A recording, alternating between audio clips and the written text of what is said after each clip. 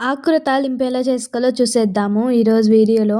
ఆకుకూరని clean చేసుకొని కడాయిలో water వేసుకొని ఆకుకూర వేసుకొని ఇలా ఉడికించి పక్కన పెట్టేయాలి. ఇప్పుడు మళ్ళీ వేరే కడాయిలో స్టవ్ ఆన్ చేసి పల్లీలు వేసుకొని బాగా వేయించుకోవాలి. వేగిపోయిన పల్లీలని ఒక మిక్సీ జార్‌లో వేసుకొని పల్లీలు, జీలకర్ర, ఉప్పు, కారం, వెల్లుల్లి మీకు కావాలంటే వేసుకోండి. లేదంటే లేదు. ఇవన్నీ వేసిన తర్వాత మిక్సీ పట్టేయాలి. మిక్సీ పట్టిన తర్వాత చూపిస్తున్నాను చూడండి. ఇలా వచ్చిద్ది. ఇప్పుడు వేరే కడాయి పెట్టుకొని అందులో ఆయిల్ వేసుకోవాలి. ఆయిల్ లైట్‌గా వేడైన తర్వాత పోపు దినుసులు, కరివేపాకు వేసుకొని వేయించుకోవాలి. మొత్తం వేగిపోయిన తర్వాత ఆకుకూరని వాటర్ ఏం లేకుండా గట్టిగా పిండేసుకొని ఇందులో వేసేసుకొని కలుపుకోవాలి.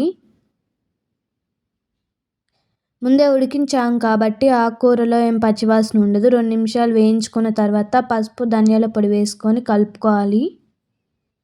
ఇవి మొత్తం కలిసిపోయిన తర్వాత ఇప్పుడు మనం మిక్సీ పట్టేసుకున్న పల్లీల పొడి వేసుకొని కలుపుకోవాలి. 2 నిమిషాల తర్వాత స్టవ్ ఆఫ్ చేస్తే తోటకూర తాలింపు అయితే రెడీ అయిపోతుంది. Please like, share and subscribe. అలాగే ఇన్‌స్టాలో ఫాలో అవ్వండి. ఇన్‌స్టా ఐడీ ఛానల్ బయోలో ఉంటుంది. చెక్ చేయండి. Bye bye.